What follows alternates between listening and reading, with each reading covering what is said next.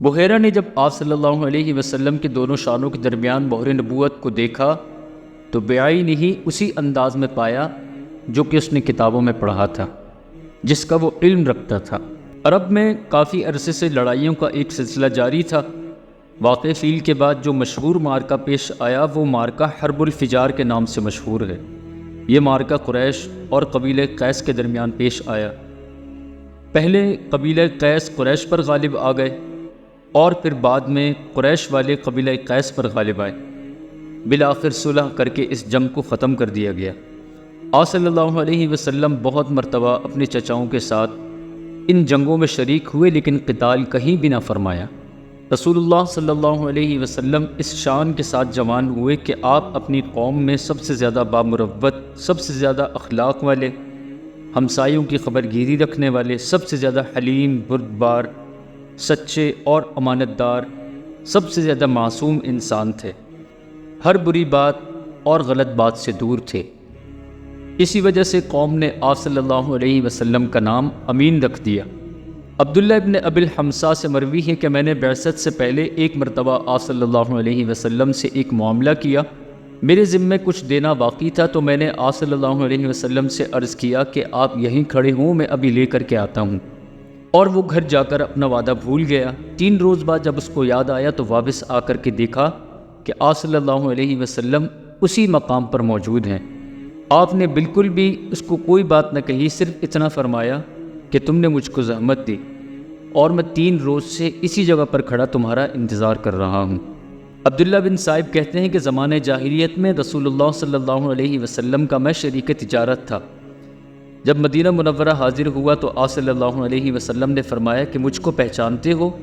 میں نے عرض کیا کیوں نہیں، آپ میرے شریک تجارت تھے اور بہت ہی اچھے شریک تجارت تھے، نہ کسی بات کو ٹالتے تھے اور نہ کسی بات میں آپ جھگڑا کرتے تھے۔ آپ صلی اللہ علیہ وسلم نے جس طرح بچپن میں اپنے رضائی بھائیوں کے ساتھ بکریاں چرائیں تو جوان ہونے کے بعد بھی آپ صلی اللہ علیہ وسلم بکریاں چراتے تھے۔ جابر بن عبداللہ رضی اللہ تعالیٰ عنہ سے مروی ہے کہ ایک مقام پر ہم آپ صلی اللہ علیہ وسلم کے ساتھ پیلو کے پھل چن رہے تھے۔ آپ صلی اللہ علیہ وسلم نے فرمایا کہ سیاہ سیاہ دیکھ کر چنو، وہ زیادہ خوش ذائقہ اور لذیذ ہوتے ہیں۔ ہم نے عرض کیا کہ یا رسول اللہ صلی اللہ علیہ وسلم، کیا آپ نے بکریاں چرائی ہیں؟ آپ صلی اللہ علیہ وسلم نے فرمایا کہ ہاں، اہل مکہ کی بکریاں میں چند قیرات کے عوض چرایا کرتا تھا، اور کوئی نبی ایسا نہیں کہ جس نے بکریاں نہ چرائی ہوں۔ اب یہاں پر ایک نقطہ بیان کیا جاتا ہے کہ حضرات انبیاء علیہ السلام کا بکریاں چرانا امت کی گلہ بانی کا دیباچہ اور پیش خیمہ تھا، اور گائے کا چرانا اتنا دشوار نہیں جتنا کہ بکریوں کا چرانا دشوار ہے۔ بکریاں کبھی ایک چراہ گاہ سے دوسری چراہ گاہ میں، کبھی ایک لمحہ یہاں پر تو کبھی دوسرے لمحے وہاں دوڑتی ہوئی نظر آتی ہیں۔ گلے کی کچھ بکریاں اس طرف دوڑتی ہیں تو چرواہا بھی ان کے پیچھے، اور وہ جب اس طرف جاتی ہیں تو چرواہا بھی ان کے پیچھے پیچھے اس فکر میں ہوتا ہے کہ کوئی بھیڑیا ان کو نہ اچک لے۔ یہی حال حضرات انبیاء علیہ السلام کا ہے کہ اپنی امت کی اصلاح کے لیے اور ان کی صلاح و فکر میں صبح و شام، دن رات صرف ایک ہی فکر میں سرگردہ پھرتے رہتے ہیں کہ کہیں کوئی بھیڑیا ان کو نہ اچک لے۔ امت کے افراد تو بھیڑیوں اور بکریوں کی طرح ادھر ادھر بھاگتے پھرتے ہیں، اور انبیاء علیہ السلام کمال شفقت سے اور اپنی محبت سے ان کو للکار کر اپنی طرف بلاتے ہیں، اور امت کی اس بے اعتنائی سے ان حضرات کو جو تکلیف اور مشقت پہنچتی ہے تو وہ اس پر صبر اور تحمل کا مظاہرہ فرماتے ہیں۔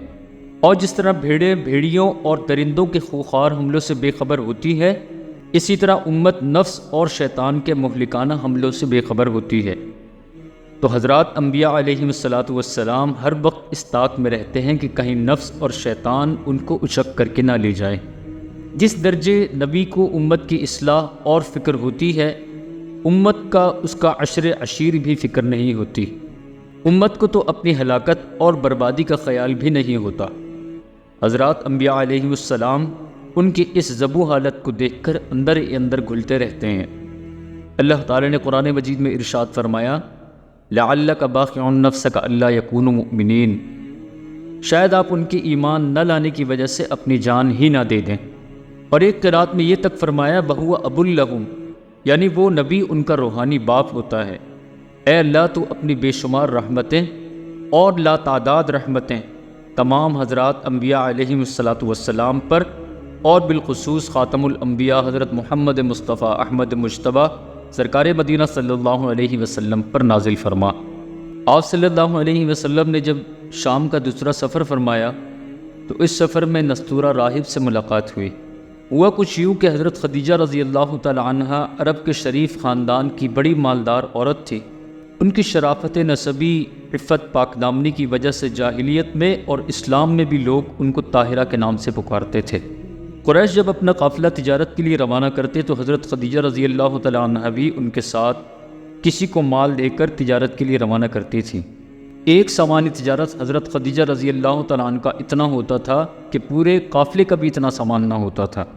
آپ صلی اللہ علیہ وسلم کی عمر مبارک جب 25 سال کی ہوئی اور ہر گھر میں ہر طرف آپ کی امانت اور صداقت کے چرچے ہونے لگے، اور کوئی بھی شخص ایسا نہ تھا جو آپ صلی اللہ علیہ وسلم کو امین کے نام سے نہ جانتا ہو اور امین کے نام سے آپ کو امین کے لقب سے نہ پکارتا ہو، تو حضرت خدیجہ رضی اللہ تعالیٰ عنہ نے آپ صلی اللہ علیہ وسلم کے پاس پیغام بھیجا کہ اگر آپ میرا مال تجارت لے کر شام جائیں گے تو آپ کو دوسرے لوگوں کی بنسبت زیادہ معاوضہ عطا کروں گی۔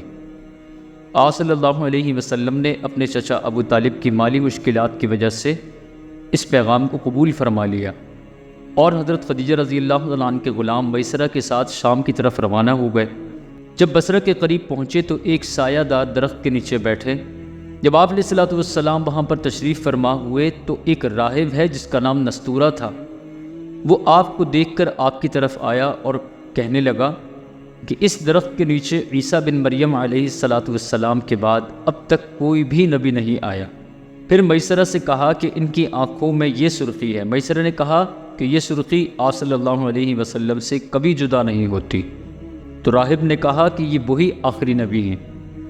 پھر آپ صلی اللہ علیہ وسلم خرید و فروخت میں مشغول ہو گئے۔ اس دوران ایک شخص آپ صلی اللہ علیہ وسلم سے جھگڑنے لگا اور کسی بات پر آپ علیہ الصلوۃ والسلام سے کہا کہ آپ لات اور عزیٰ کی قسم کھاؤ۔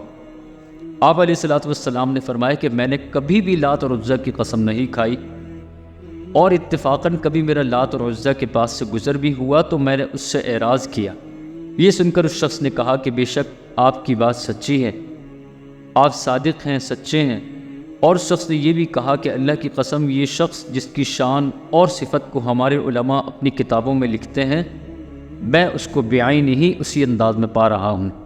میسرہ نے بتایا کہ جب دوپہر کا وقت ہوتا اور گرمی کی شدت بڑھ جاتی تو میں 2 فرشتوں کو دیکھتا کہ وہ آپ صلی اللہ علیہ وسلم پر سایہ کر لیتے، اور اس کے بعد جب آپ صلی اللہ علیہ وسلم شام سے واپس تشریف لائے تو دوپہر کا وقت تھا، تو اس وقت 2 فرشتوں نے آپ علیہ الصلوۃ والسلام پر سایہ کیا ہوا تھا۔ حضرت خدیجہ رضی اللہ تعالیٰ عنہ نے جب آپ صلی اللہ علیہ وسلم کو اس شان کے ساتھ دیکھا، قریب قریب کی تمام عورتوں کو بلا کر یہ منظر دکھانے لگی۔ تمام عورتیں یہ دیکھ کر متعجب ہوئی۔ اس کے بعد میسرہ نے سفر کے تمام حالات اور واقعات بیان کیے، اور آپ صلی اللہ علیہ وسلم نے مال تجارت حضرت خدیجہ رضی اللہ تعالیٰ عنہ کے سپرد کر دیا۔ اس مرتبہ تجارت کے اندر حضرت خدیجہ رضی اللہ تعالیٰ عنہ کو اتنا نفع اللہ پاک نے عطا فرمایا کہ جتنا نفع اس سے پہلے کبھی بھی عطا نہیں ہوا تھا، اور یہ سارا کا سارا نفع صرف اور صرف آپ علیہ الصلوۃ والسلام کی برکت سے ہوا تھا۔